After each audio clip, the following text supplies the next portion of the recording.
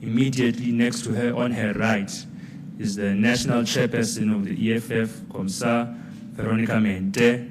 On my far right is the Deputy Secretary General of the EFF, Komsa Popi Mailula, and immediately next to her on her left is the Secretary General of the EFF, Komsa Marshal Dlamini.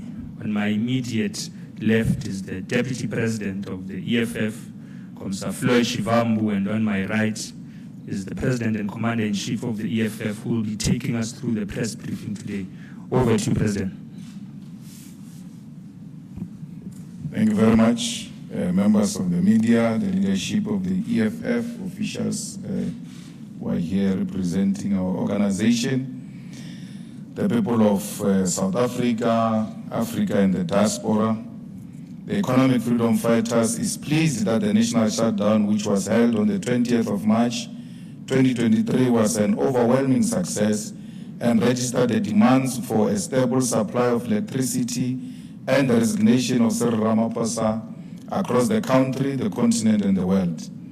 The national shutdown, which arose as a result of the continued misgovernance in South Africa, high levels of unemployment, crime, gender-based violence, and lack of service delivery, was a success, as it saw activists come out all across South Africa and register their dissatisfaction with the conditions confronting them.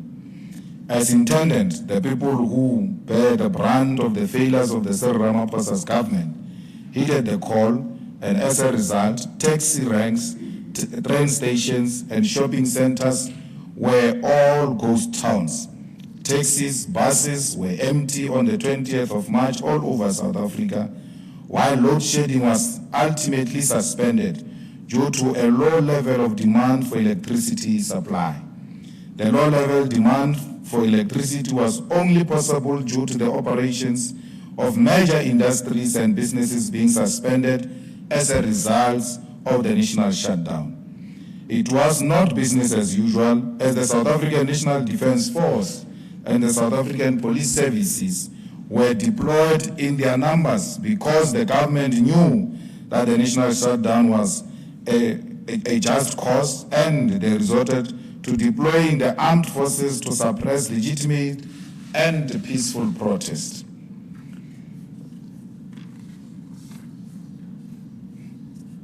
The EFF salutes all activists from all political parties, unions, and civil society who express their frustrations with the regime of the day peacefully and with the highest level of discipline. We particularly extend our gratitude to the South African Federation of Trade Unions, SAFTU, the African Transformation Movement, ATM, the Pan-Africanist Congress of Azania, PAC, the United Democratic Movement, UDM, the Land Party, the African Radical Economic Transformation Alliance, ARETA, and all progressive forces that supported the national shutdown. We want to also assure all the forces of progressive change that the EFF will always fight side by side with you and will never forget your contribution even when we take political power from 2024 onwards. The excessive fear-mongering by the state and media, which sought to distort the national shutdown into an activity of violence and chaos, was proven wrong, and the core purpose and message of the protest was delivered. The EFF condemns the senseless and wasteful deployment of the South African National Defence Force, which will cost the taxpayer over 166 million up until the 17th of April 2023. The state deployed the armed forces purely for the purpose of intimidation, and they did not succeed in their attempts. But this must concern South Africans who have an interest in a free democracy characterized by accountability. The deployment of the military against opposition is a hallmark of dictatorship and is a sign of things to come as the ruling party edges closer to losing political power in South Africa. Thankfully, the deployment of the army and the police to suppress political dissent was a complete failure and embarrassing because the people of South Africa refused to be intimidated.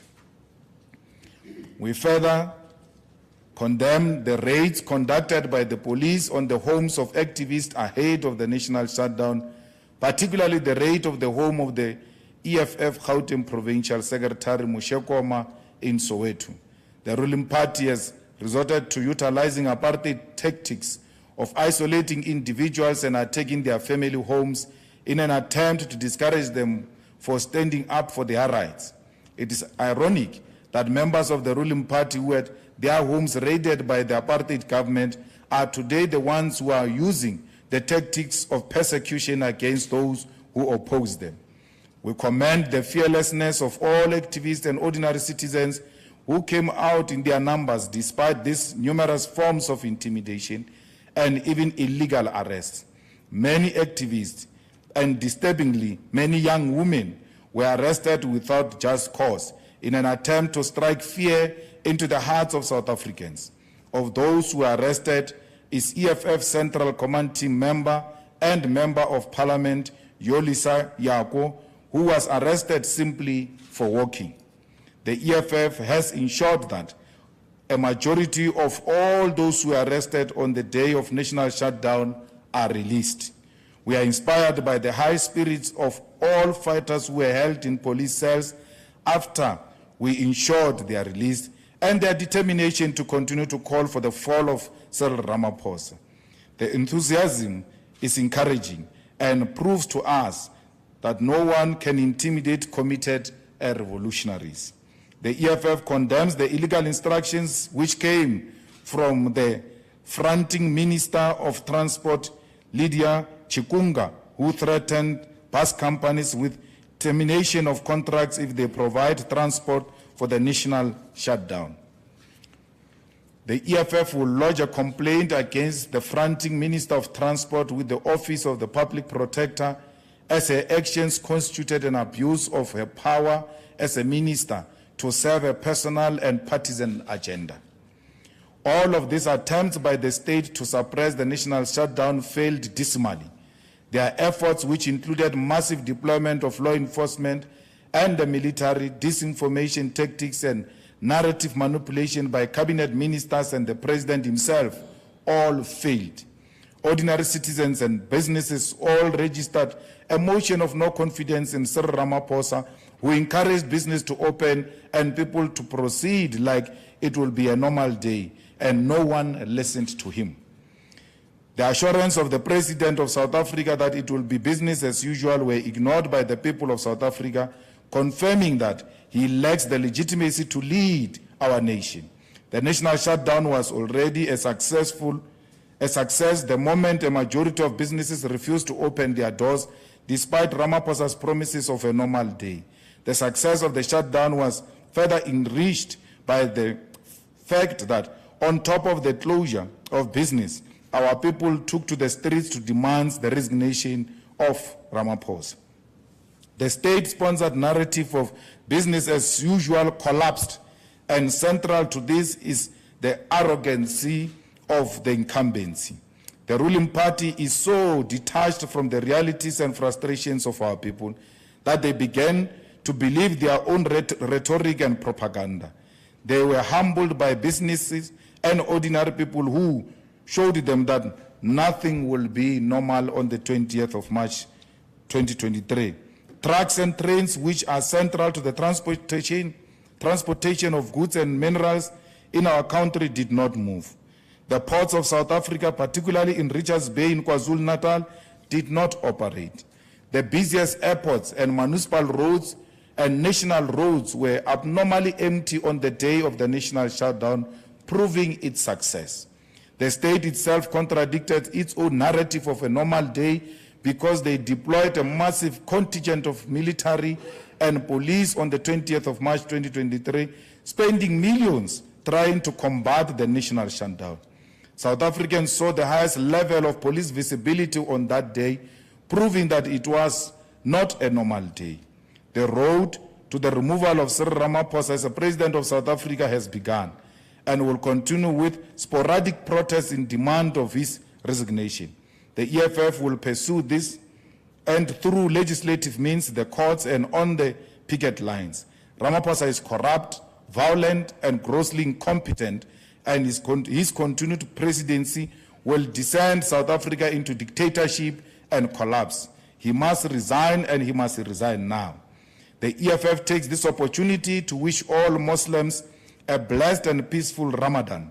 May this holy month be characterized by the core values inherent in Islam, such as compassion, mutual respect, and humility. As our nation struggles with the pain of poverty, corruption, and inequality, may this be a month of generosity and kindness towards all. I thank you. Thank you very much, President. So we will take the first round of hands from members of the media who have questions to pose with regards to the press briefing of the EFF. I'll start on this side. You'll be number 1, number 2, number 3, number 4. Let's proceed like that. Number 1. Good day, everyone and colleagues.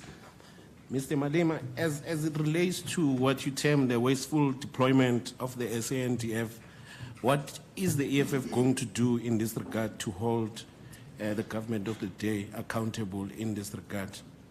2, Mr. Ndlandlalax of Dudula or Soweto Parliament, whatever institution it belongs to, on the day in the morning caused drama alleging that he was attacked and insinuating that the attack was instigated by EFF members since he had made his intentions known that he was going to oppose the national shutdown. How does the EFF react to those allegations by Mr.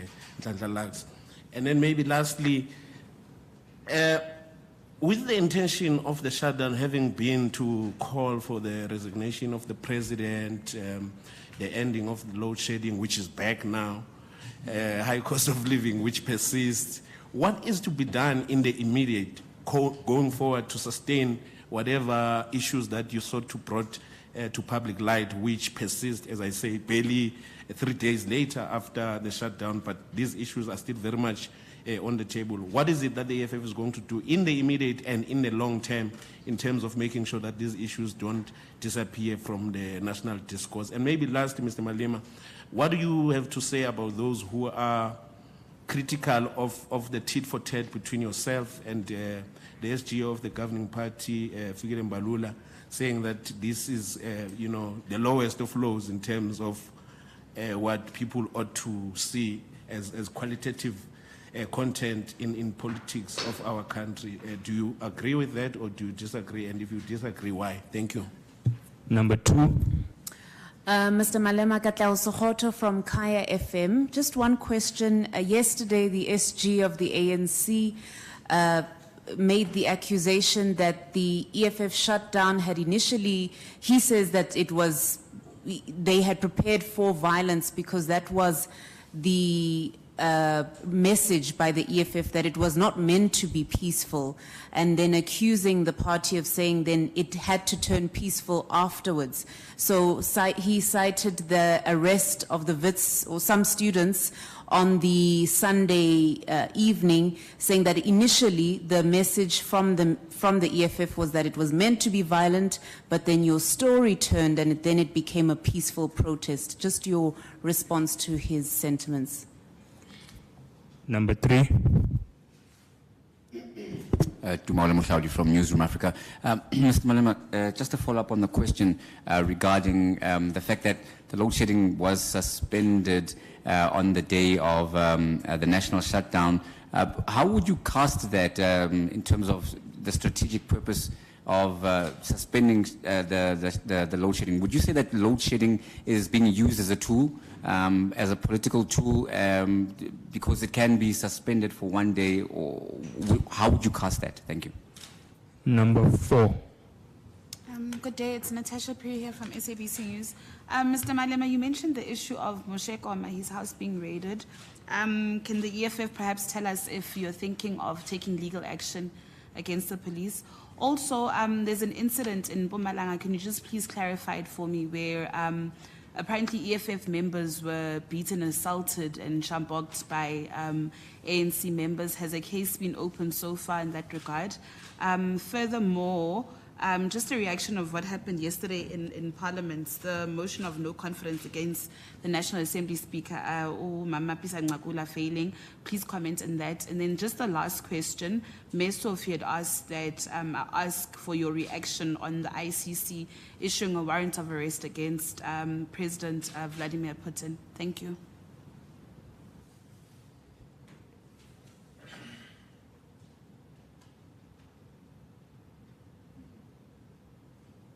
Thank you, President.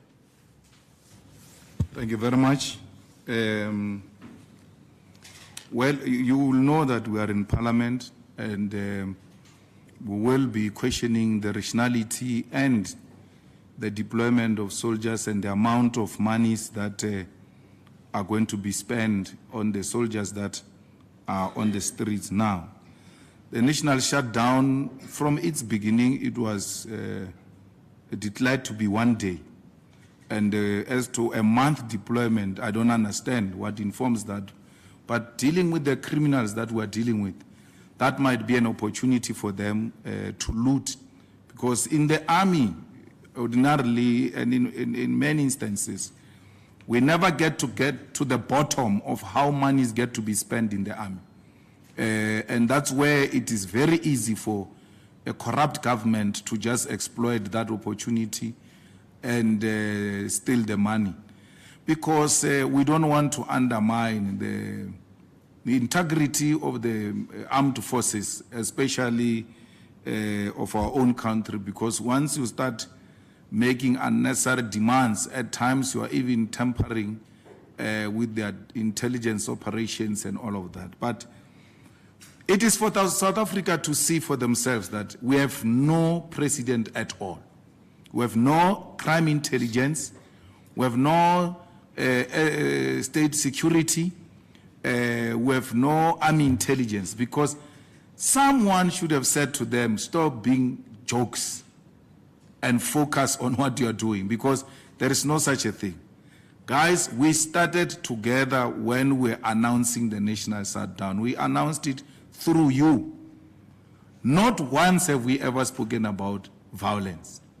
Not once. The violence never started after the beating of kids in Hillbrow. I'm happy that he mentioned that, because the intention of Hillbrow was to intimidate whoever is going to participate the following day.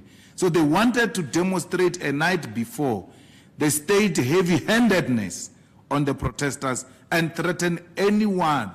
So, get into our wabona ba dileng ka bana bana o ka ba wa ya wena ba tla o bontsha hore ba tla o die. That's what they were trying to do, and they failed dismally because with the intimidation that they tried to make through the arrest of the kids in Hillbrow a night before didn't produce any results. If anything, we went to release those kids immediately.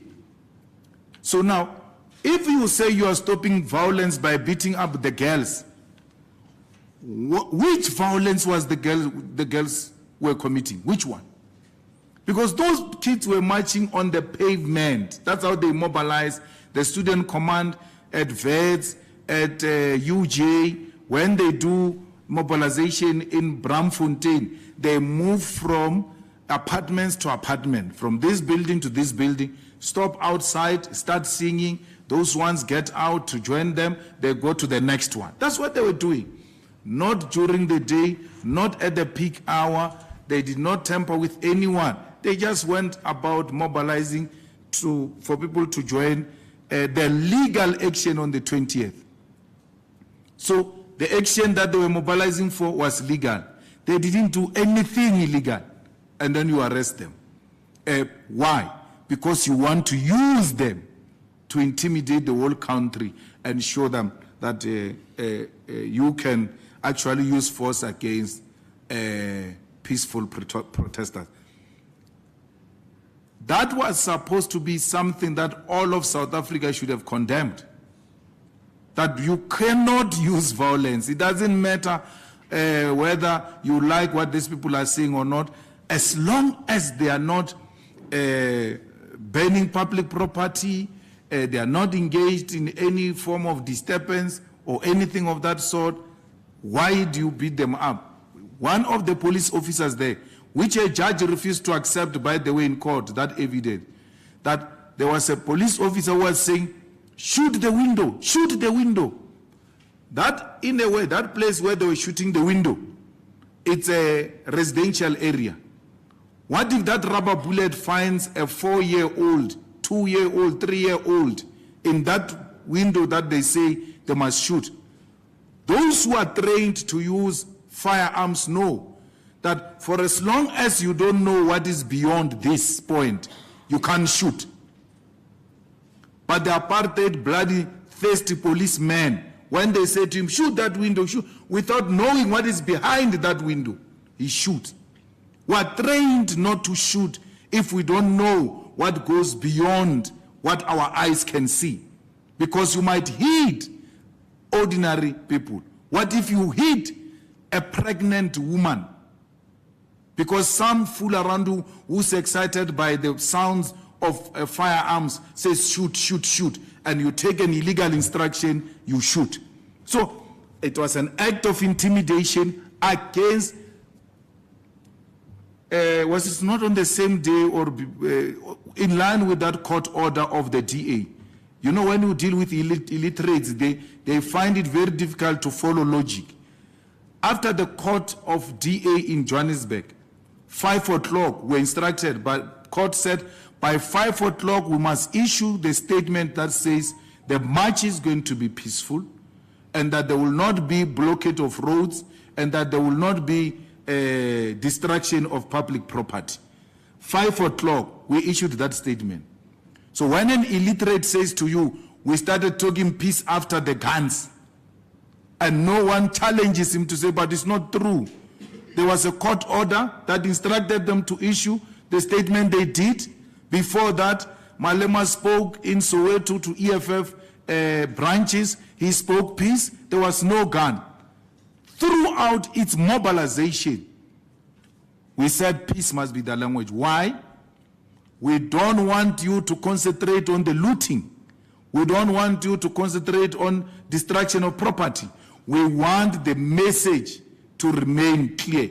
And that's why we are in this press conference today.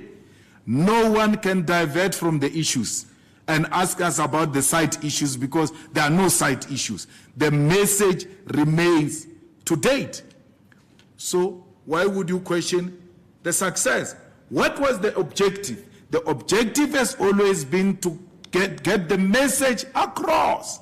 And we did that. And we did that successfully without any destruction of property, without harming anyone as the leadership of the EFF. I mean, this thing that you are asking us about, the house that was burnt, where the neighbors, bombed, where the neighbors had something, quack, quack, quack, quack, quack, quack, boom, the house fell. You want to reduce us to Netflix now? We don't make movies. We're engaged in real struggle, not gua, gua, gua, gua, gua, gua. So, please, we are not part of that mess. If a person says to you as journalists, my entire family is dead, and then you go there, it's a very concerning thing. It comes out, it's a lie. Why would you still take anything from that person? Why would you do that? Such a serious statement of my entire family is dead. And then you still want to ask us about the same person? Anything that comes from that mouth has a potential of being a lie. I'm going to arrest Malema. It's a lie. My entire family is dead. It's a lie. Gwa, gwa, gwa, gwa, gwa, gwa, gwa. It's a lie. So what must we do? It is the journalists themselves who should be saying, this is not worth our attention, really. And leave it as it is. Once a person says, my family is bombed, you don't even have to report about me. Immediately send a field reporter, go to Malema's house, check what's happening. Now we're here at Malema's house as he has tweeted that the house has been bombed. And we find out that there's nothing that was bombed. Because every layman will know that if you want to damage a window, those glasses of the window, they are going to fall the opposite of where the pressure came from. So if you hit a window from outside, the glasses must fall inside the house. Where you went, you found the glasses outside. So meaning gwa came from inside. And ogarba chana yenale gogo gari ki WhatsApp group. Ki WhatsApp group e1 ka gogo le na una litoritori chai. Ja rona lo ke kwecha ka ra mikoti ana kwa ayo claim the insurance. So garba takani ka utshwana so. So lo ja mkhuto we, it's not things that you should actually even be bothering the nation about. The nation has got serious issues to deal with. What is to be done? The struggle continues. Like I said, this is the beginning. You know us. Once we start, we don't go back. And I'm not worried about anyone who says anything because many of them come late to the party, but they eventually come. Remember when we started with the President Zuma's issue? The ANC was nowhere to be found, especially this one who's singing for Sapa, didn't want to hear anything, right? But at the ultimate end, DP will tell you, Paul Mashatile went to him in Parliament and say, withdraw the motion of no confidence so that the ANC can put its own motion of no confidence. We said, no, you're going to vote for our motion of no confidence. He proceeded, Paul Mashatile, to go to the press conference and says, we have instructed our members to go in there and vote for the EFF's motion of no confidence. Even at that time, it started like this. Eventually, the ANC came to the party. The ANC will come to the party like the rest of South Africans. You take time to warm up, Shem. But we are very patient. We know that we are an advanced detachment of society. So now, load shedding.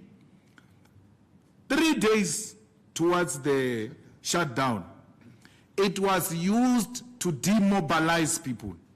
That's why they didn't take it away. It was used to demobilize people. Imagine if we're at load shedding stage 6 and there's a protest outside about load shedding. Apart from wanting to join it because you are conscious about it, but the fact that you are bored, you're going to have to sit for so many hours without electricity, you'll automatically join.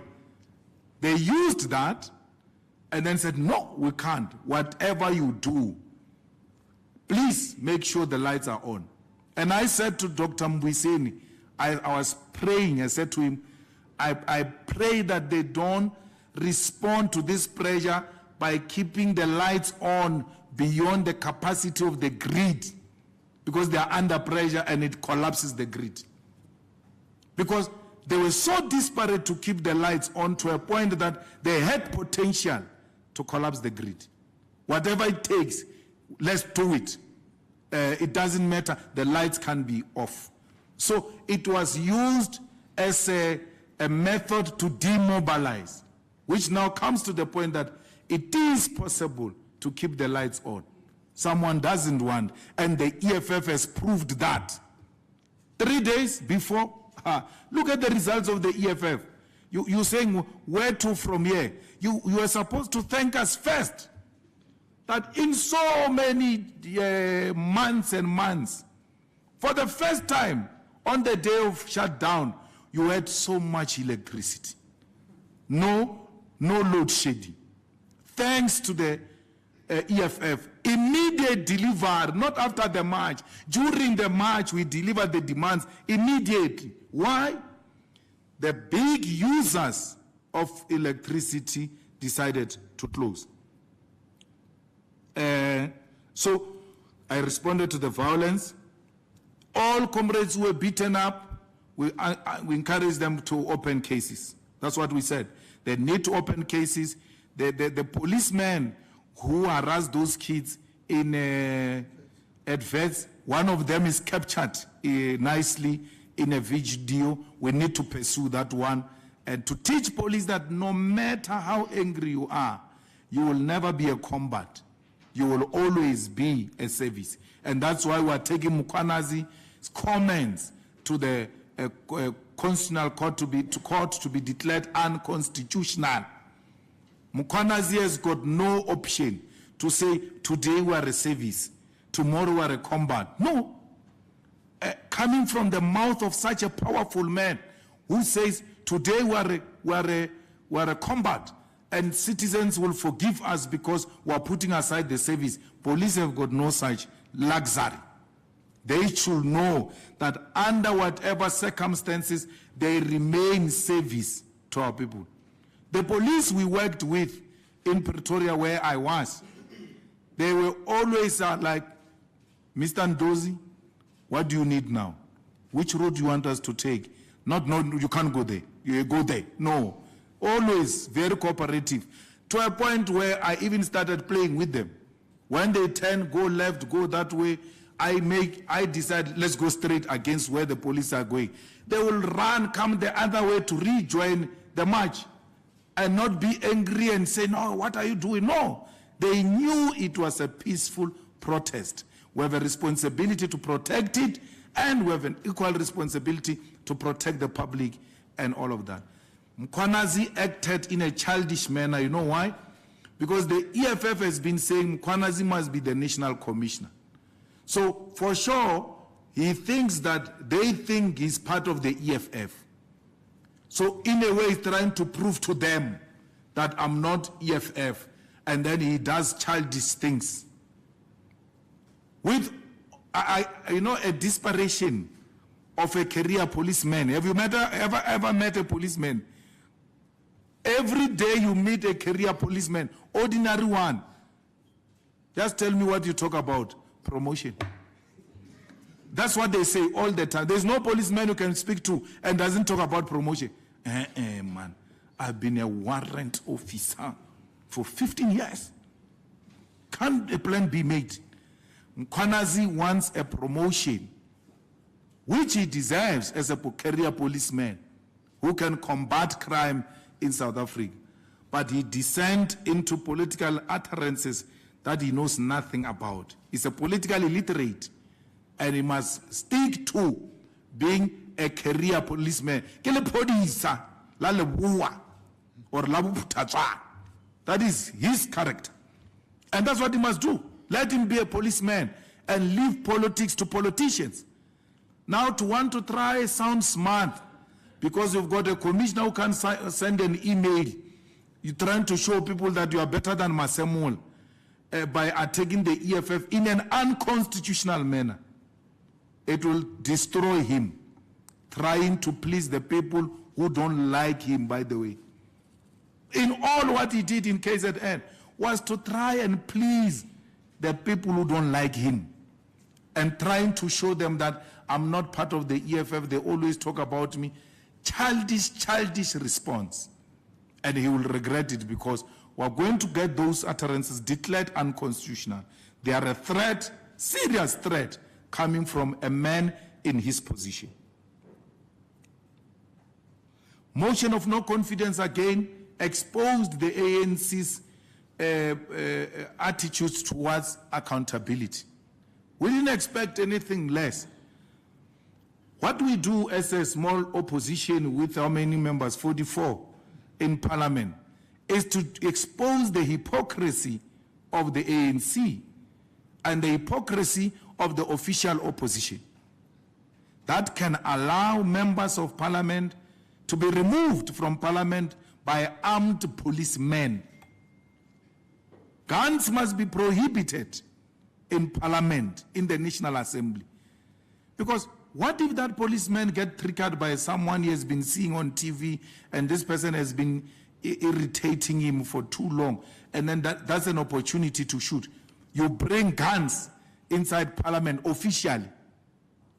It is something that must never be done. So to say no, the Speaker should have done the following in order for us to arrive at a motion of no confidence, it's wrong. There are certain things that are called cardinal mistakes.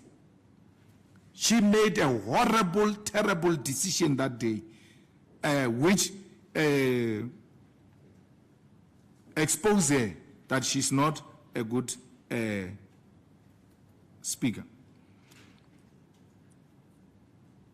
ICC, Putin is welcomed here, and no one is going to arrest Putin. If needs be, we'll go and fetch Putin from the airport to his meeting. He will finish all his meetings, we'll take him back to the airport.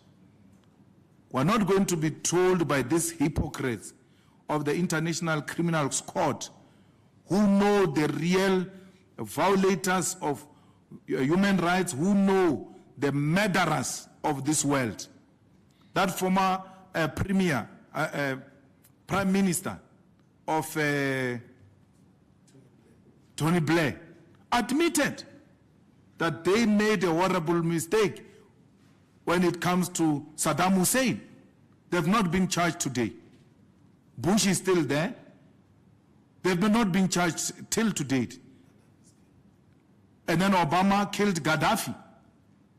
And then nothing has happened. We're here today with Libya being destroyed and unable to recover because of America. We know very well that where NATO gets involved, those are terrorists. We know very well where the US says we're going in to install peace, that place will never know peace as long as America has visited that place.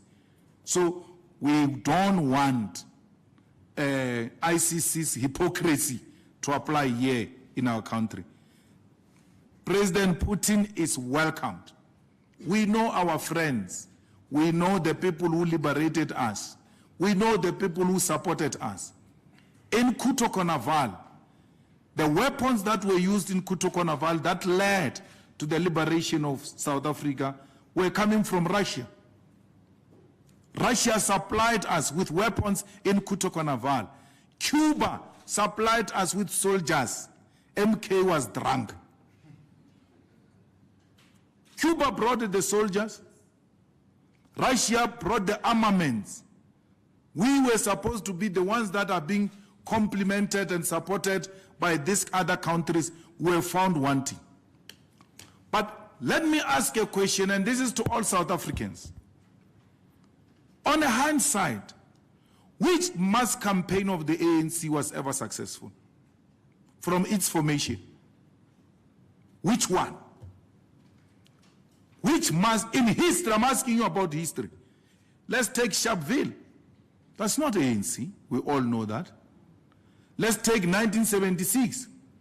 The ANC actually issued a statement condemning the children of 1976, only later to hijack the victories of 1976.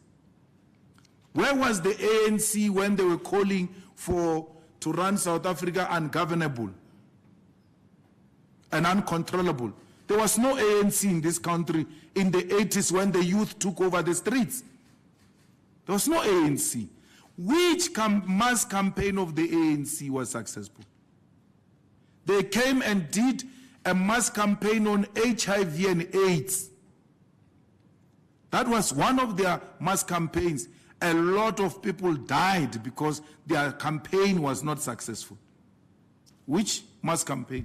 So what Mbalula is doing is what his predecessors did, to always condemn mass actions. And they're not starting now. They're not starting now. They've always been always following activities, but they were very good with propaganda. Someone must go to the papers of Solomon Mahlangu's court. They are there. Someone must go there and go and tell us where Solomon Mahlangu says, my blood will nourish the tree that will bear the fruits of freedom.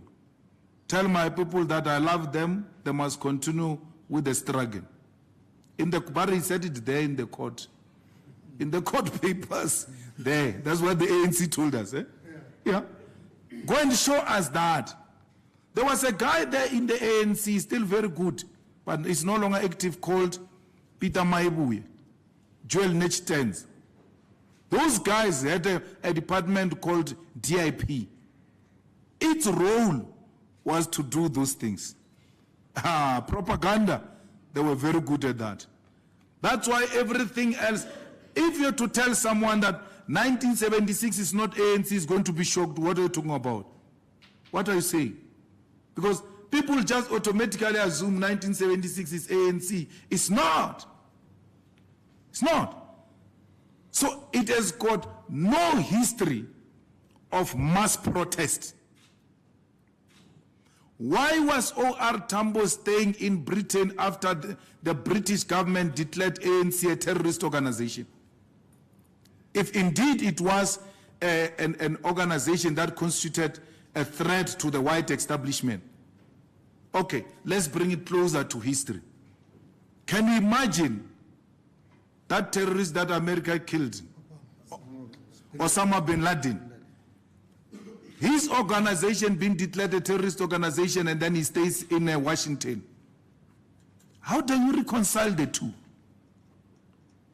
That the British government says the ANC, it's a terrorist organization. Its president and his family and children stay in London, and they go to schools in London. Children of Osama bin Laden going to school in Washington. How do you reconcile that? So we shouldn't be told nonsense by people who know nothing about mass mobilization. They don't have a history of mass mobilization, and that's why he doesn't know what he's talking about. I have nothing against Mbalula. All I did to him was, it's the EFF that declared shutdown. It's not the Malema family. And you guys, fairly so, you go to him and say, the EFF has declared shutdown. What do you think? Yeah, that Malema can go. No journalist said Malema has declared shutdown. So when you talk about this issue degenerating and all of that, if you want to get it right, go to the real cause. The Secretary General of the ANC demonstrated the lowest level the ANC has ever been. The lowest level where the ANC has never been at this lowest level, both in thinking and in character. There's nothing comparable, for instance, between Mbalula and Joel Nechtens. I just gave you an example of the best the ANC has ever produced. We don't agree with Joel on issues, but you can't take it away that he's a thinker. We don't agree with his politics. Now, the Secretary General of the ANC is the highest level of the degeneration of the ANC. It can no longer be beyond this. This is the last level. Where have you ever seen Kgalema Motlanthe doing that? One of the people who occupied that position. You know, when Kgalema Motlanthe spoke after the NEC, some of us were not married. Half the time after activities of the organization during the day, at night we are at social places. And then someone says the SG is speaking later today at 7 or now. The SG speaking now, and we're busy dancing, and all of the music will be shut down to listen to the Secretary General of the ANC. The Secretary General of the ANC spoke when it mattered. Not this thing of speaking every time you go to toilet, when you come back constipated, you want to say something.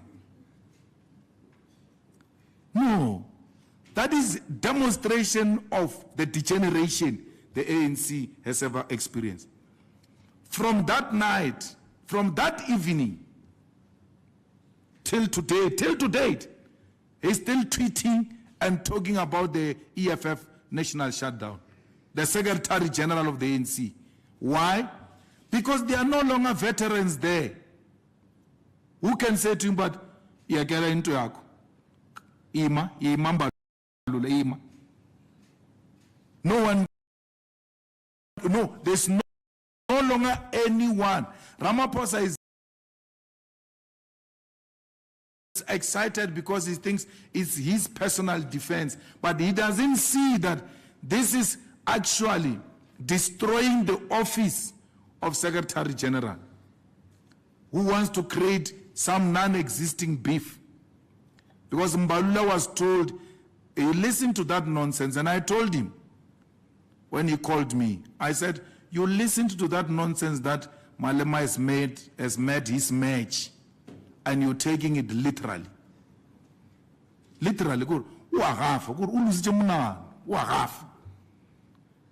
ANC, I know how to poke them. I poke them deliberately, and I know how they're going to react. Mbalula West, you know, just snap. After the shutdown, someone sent me a picture of me with the EFF logo, and then I put it there. I wrote Action Killer Man. Go and see what he put today. A picture of himself. When I tell you I've got them by here, you think I'm playing. He went to take a picture of himself, did exactly what I did. So he took that thing literally, and he can't think. And he even says to me, yeah, when you attack the ANC, you are attacking me. I'm the ANC. You are not the ANC. You are nothing. Who are you? I have no problem with Mbalula attack the EFF. You can't hear me intervening. The EFF has got capable young men and women who will put him at his place. But why are you coming for me? And you coming for me because of your proximity to me. And you think that they will use you to destroy me. I have no time for ANC people. They don't like me.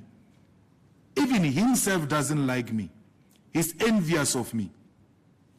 So why should I be worried about them? He envies me. They do that, all of them. So especially the ones I grew up with in the youth league, they envy me. And if they get an opportunity, they will kill me. Because the problem with envy is that this guy has now led a shutdown. How do I lead a shutdown?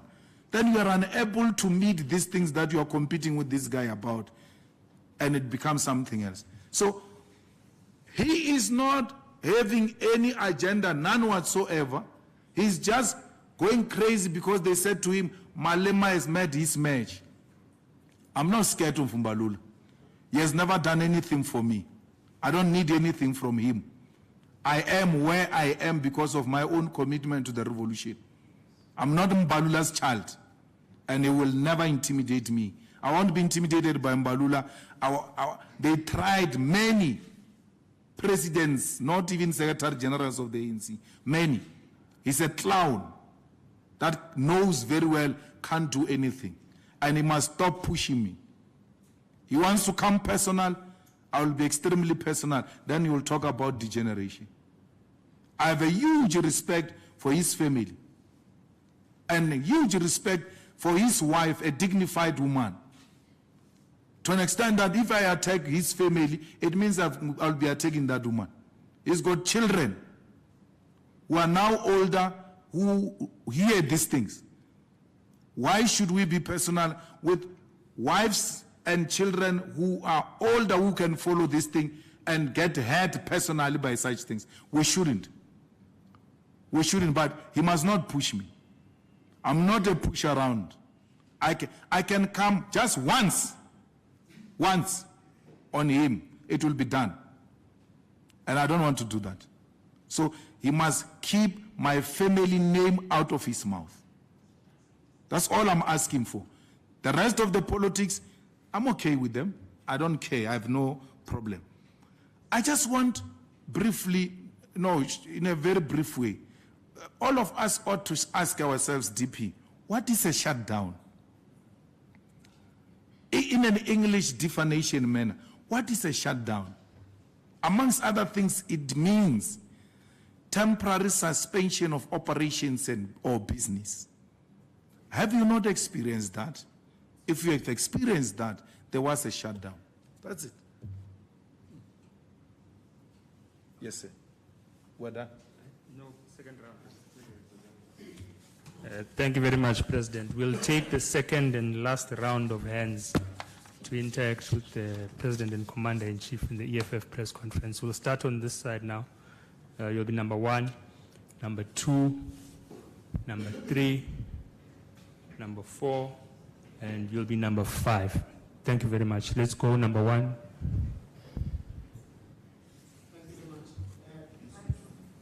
Oh, sorry.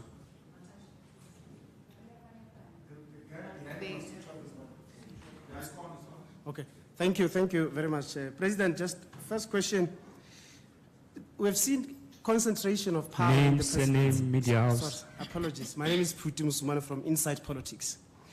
We have seen concentration of power in this presidency over time, and we know there's no portfolio committee to keep account of what is going on in the presidency. Should we be worried about this, and is the EFF going to do something about it? We have heard the story of how the presidency wanted to use consultants, apparently to be funded by private sector interest. Your comment on that. The second one, DP, we have started a war on a system, someone said.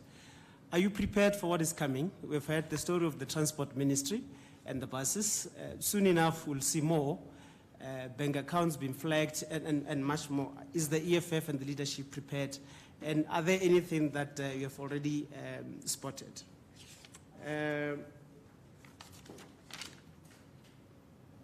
last question is this the end of Palapala? Is there a program from the EFF that we are likely going to see in Concord? Are you planning other things to fight on this case? Thank you very much.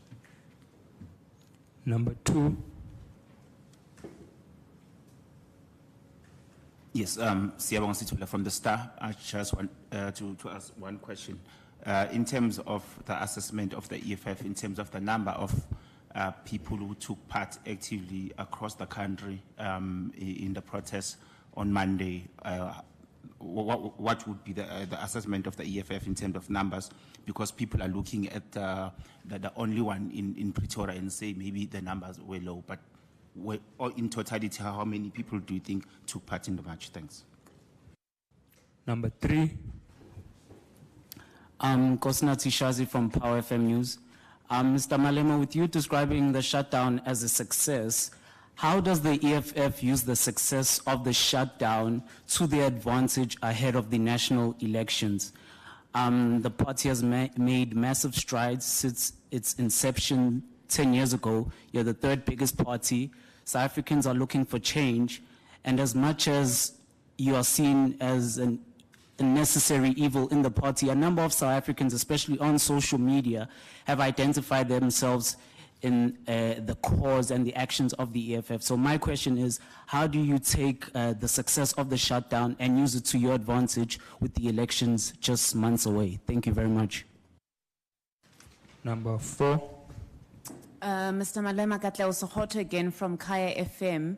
On the day of the shutdown, we visited some areas in Tembisa. There were a number of street vendors who had lost some of their goods, and some businesses were negatively affected. Just your response on, as the shutdown that you were saying, you know, businesses were not really supposed to operate. Those who did decide to open and were negatively affected, what's your response to those people? Thank you very much, Mr. Malema. My name is Lunga. I'm from the Citizen newspaper. We've been hearing political commentators saying that there's a possibility that you can work with Paul Mashatile and become deputy president of the country. I just want you to maybe just put that to bed. Would you be able to work with the ANC, especially Paul Mashatile, next year if you guys do go in a coalition?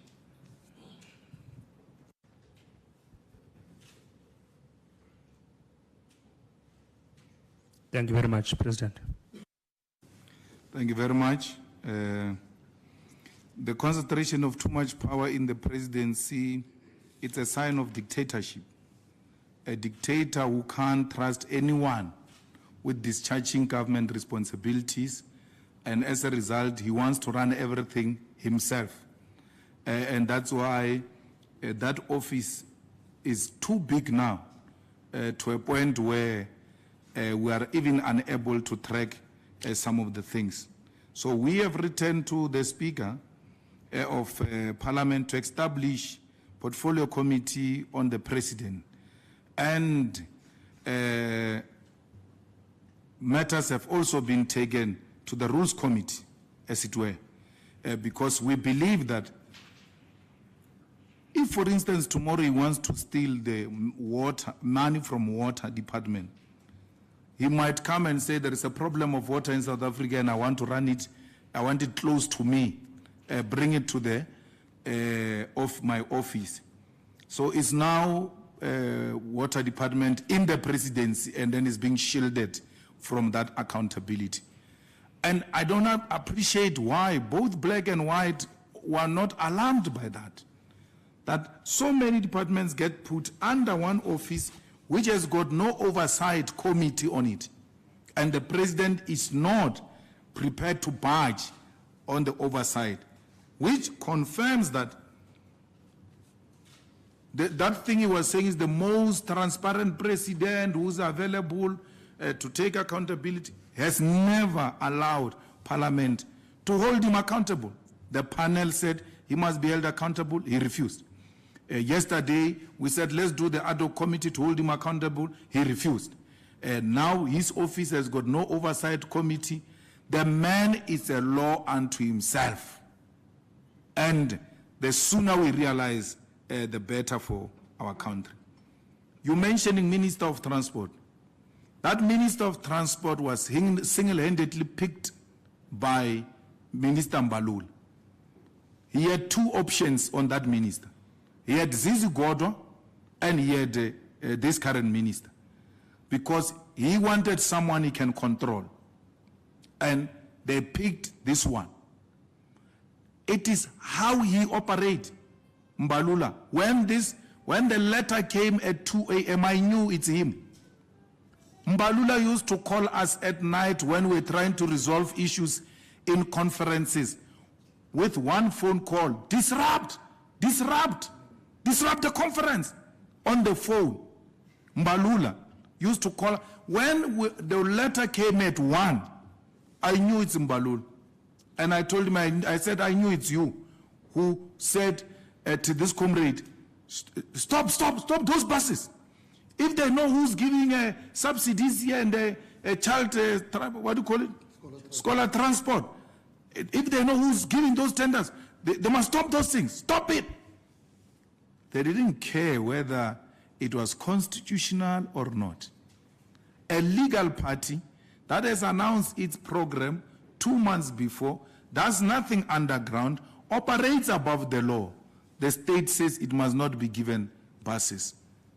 Through the Secretary General of the party, who's no longer in government, by the way, but still controls Department of Transport through this puppet minister.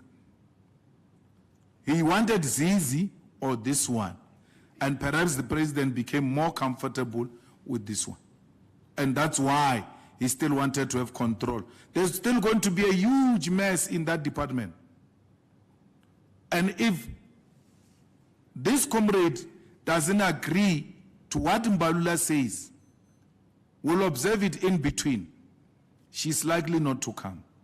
And Zigzi is likely to be a minister of transport. Because that's what Mbalula wants.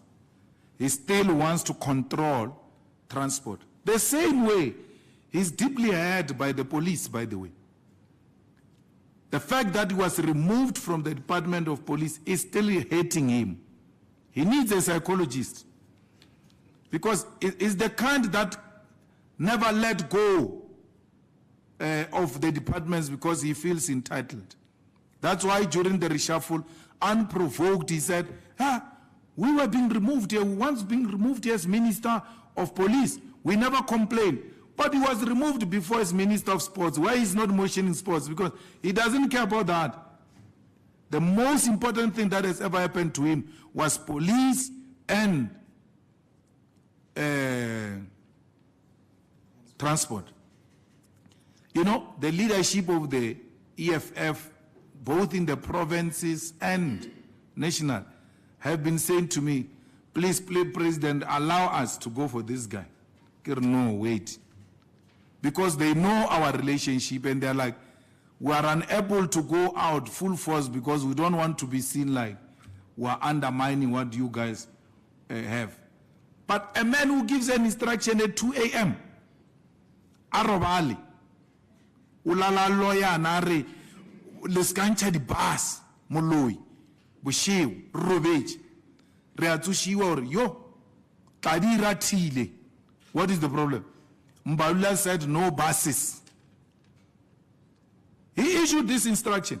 How do you do the even this one of a minister instructing the bus operators not to give buses to the EFF must be declared unconstitutional. So not only should we go to the public protector, it must go to court. That she acted unethical. And those people of the buses are not hiding it. They say so. They say, no, the minister told us, if you know what is your worth, don't give them buses. You even take your buses, you're only allowed to go to Mamelodi. So why would you take people to Pretoria? But these are the same people who have buses operating in Mamelodi on special trips, hired. They take supporters of the ANC to the same Pretoria that they were, how many days before? 3-4 days before, they took ANC supporters to Pretoria, the same guys.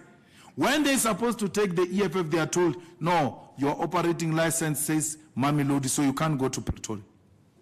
That's abuse of power. That is an unethical conduct by incompetent minister of police, of transport, whose incompetence has been identified by the Secretary General of the ANC and put her there because he knows that he will control her and still wants to control that department. So we are not going to allow that, not on the EFF. And we really appreciate Dr. Ndlozi and the RCT of Pretoria, of Tshwane. Upon hearing at 2 that there won't be transport, the buses are cancelled, they had to create means in between that time and the starting point of our march. That was quality leadership, intervening in between 2 a.m. and 12, trying to find something. They managed to source 70 buses that refused to be part of this nonsense, said no, will come. And the taxis came in their numbers. Despite Santaco saying, we're not getting involved, I think taxi drivers have lost my sister more than what you said whoever was operating in Tembisa lost. Because the taxis were told, normal, it's normal, go to work.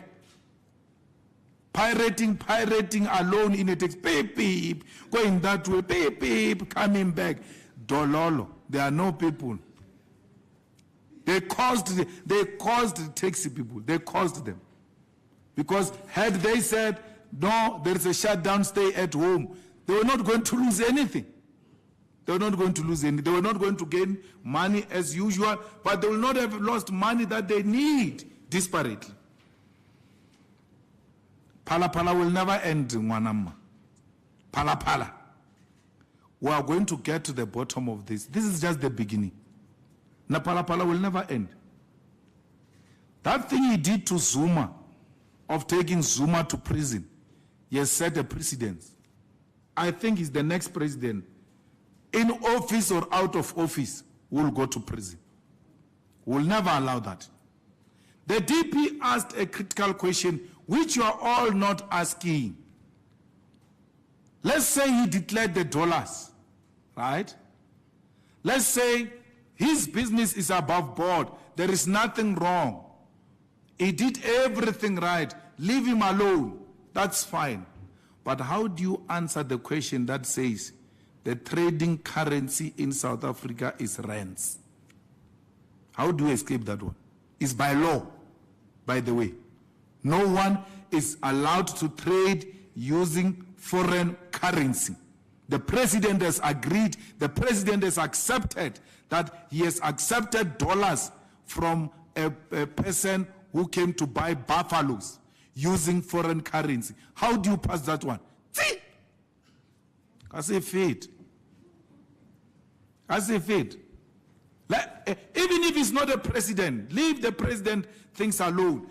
If there was an individual who's found in possession of foreign currency and he's asked, where did you get the money from? And he says, I sell buffaloes.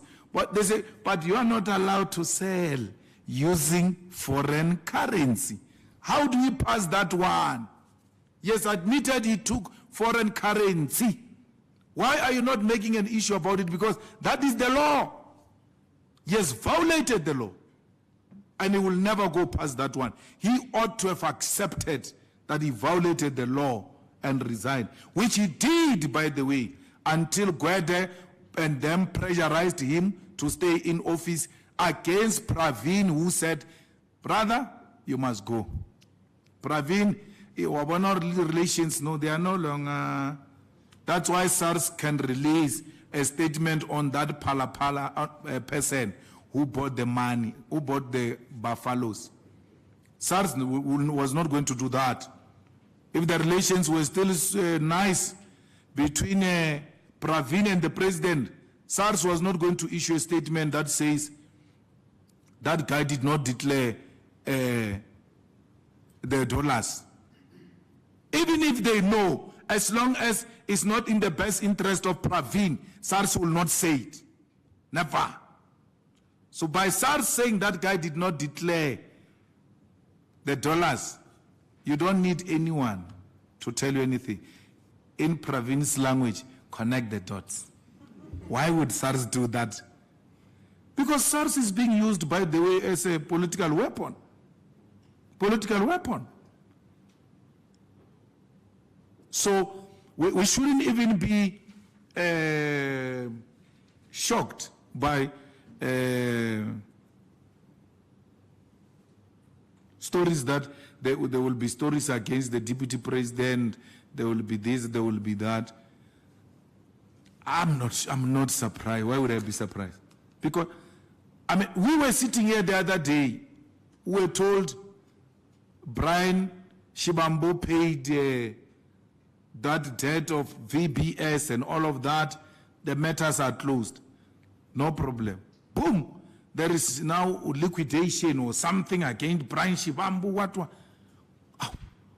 How do you pay? Because liquidation is not the example that you can't pay. Everything else that you have combined, including you can't meet the debt repayment. So you came to ask us here and said, where did he get the money? Which was an admission that he paid. You didn't say, why is Brian Shibambo not paying? You said to us, Brian Shibambo paid, where did he get the money? Which was a confirmation he paid. All of a sudden, boom, hi, hey, liquidation, hi, how, hey, it will never end. Hi, arrest them. If they want to remove Ramaphosa because he's going to expose corruption, their corruption on VBS, and VBS is already exposed.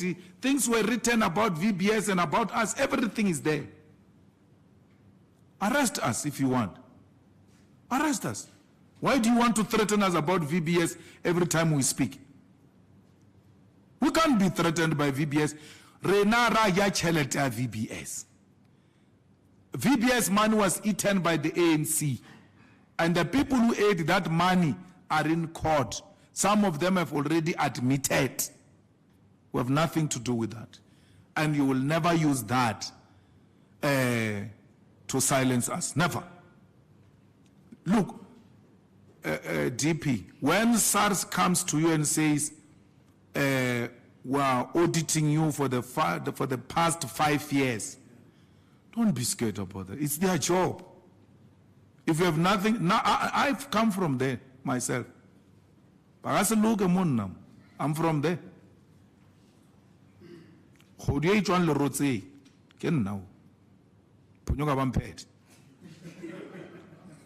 So I go back child. So like me, DP, you must never be scared of these people. Stay firm on what you stand for. You never committed crime. If there are mistakes that you have committed, you miscalculated, pay. Pay, make arrangements and pay. That's all. There's nothing they can do. There's nothing they can do. There is law in this country, and that law must be followed by all.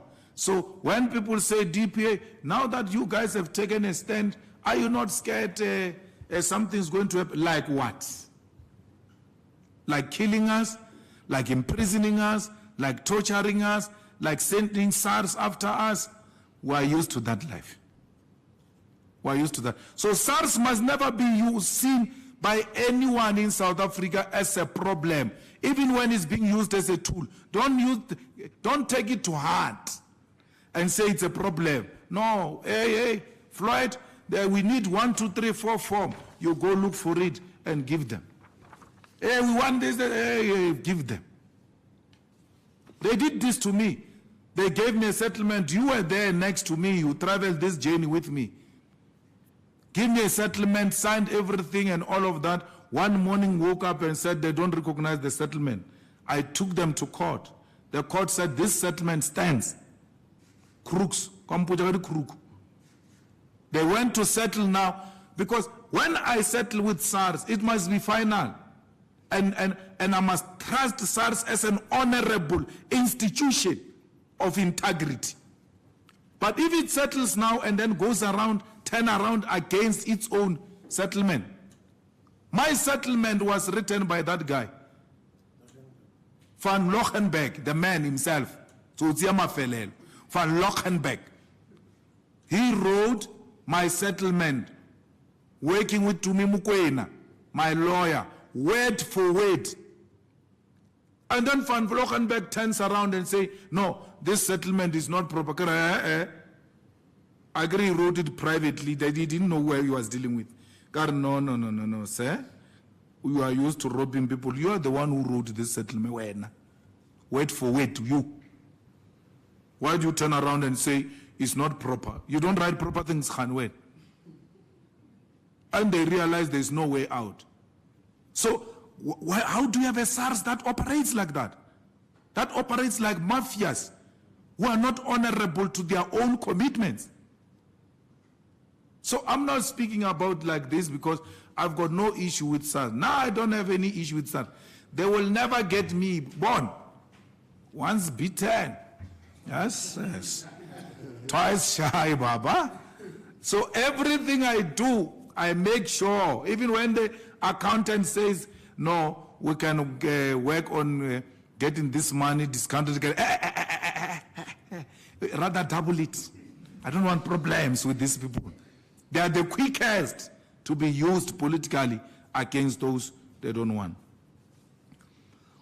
From the report that we got now, and I'm happy you're raising the issue of numbers, because people concentrate on Tshwane, and then they call Tshwane shut down. It was not Tshwane alone. There is no city in the whole of South Africa, even the smallest town, which did not have a protest. All of them. And I think the former TG led one of the biggest in Captain Park. A very few people know that there was actually a huge protest in Captain Park that was led by former TG. And the deputy president led one from Alex. He took a very horrible decision. He marched from Alex, went to the mall, and then went to Megawatt.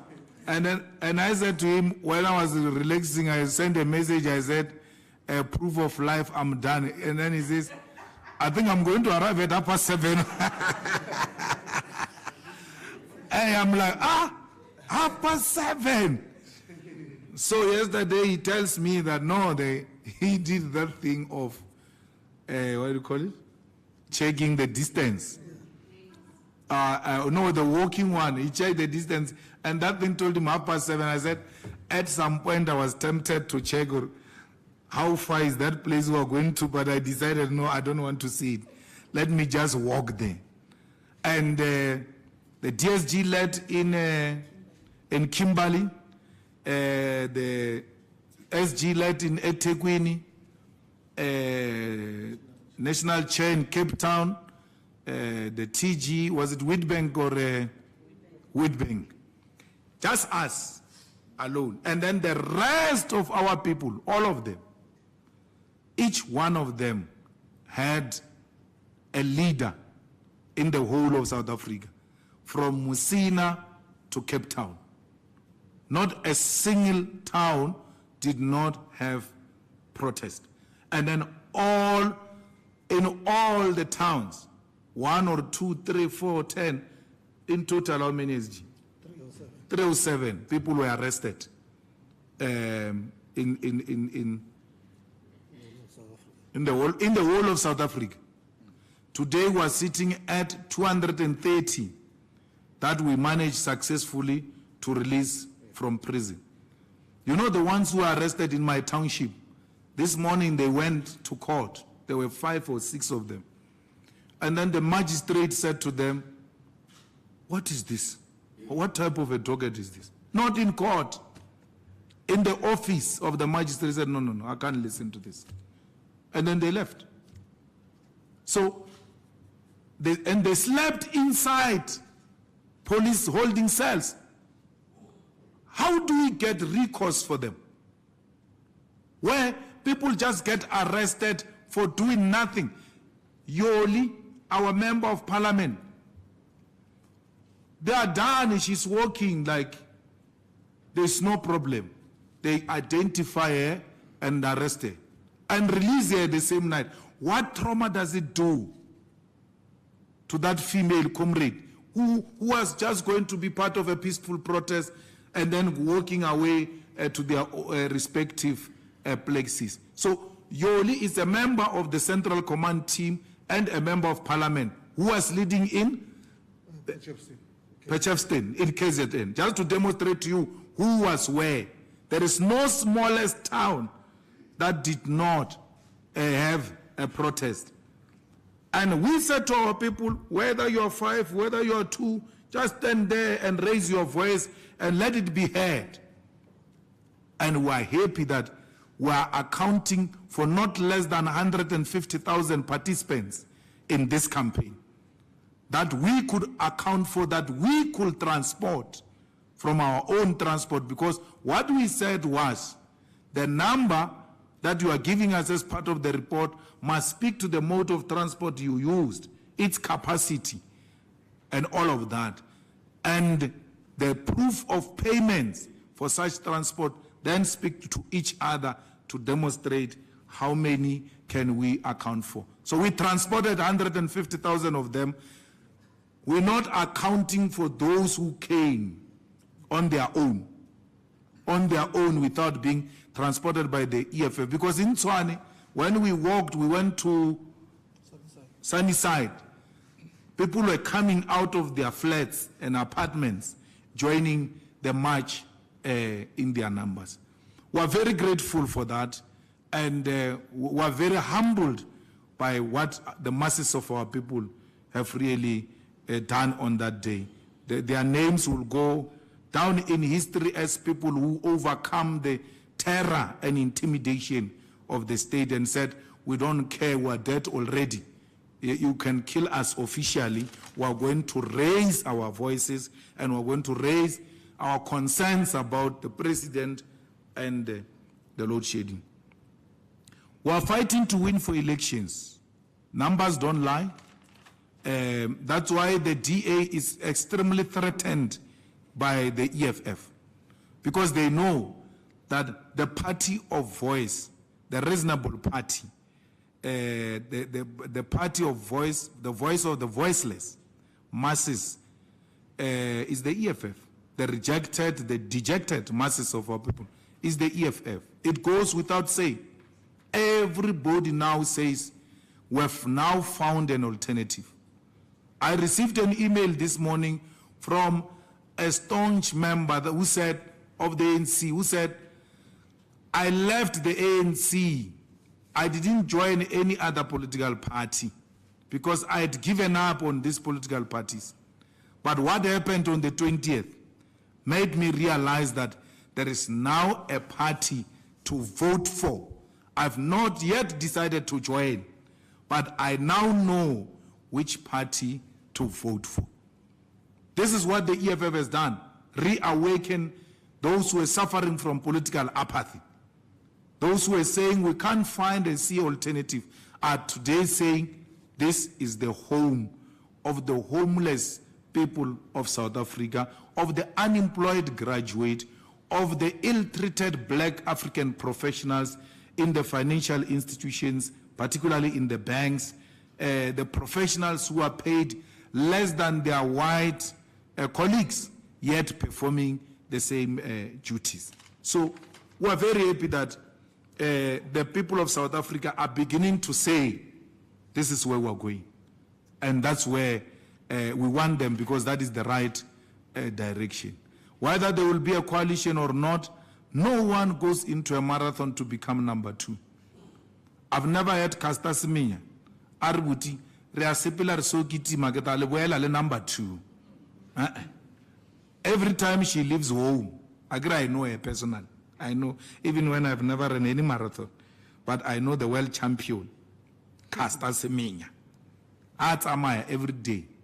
Or Resailogia medal or gold, Reabua. We are going to make you proud. South Africa will make you proud in 2024 by voting for the EFF, because it's the only viable alternative. The rest are the flat spare tires. Thank you. Thank you very much, President. That concludes our press conference. We're adjourned.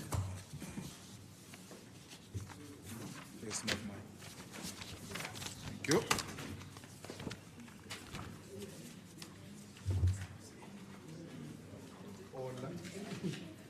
Mr. Swane.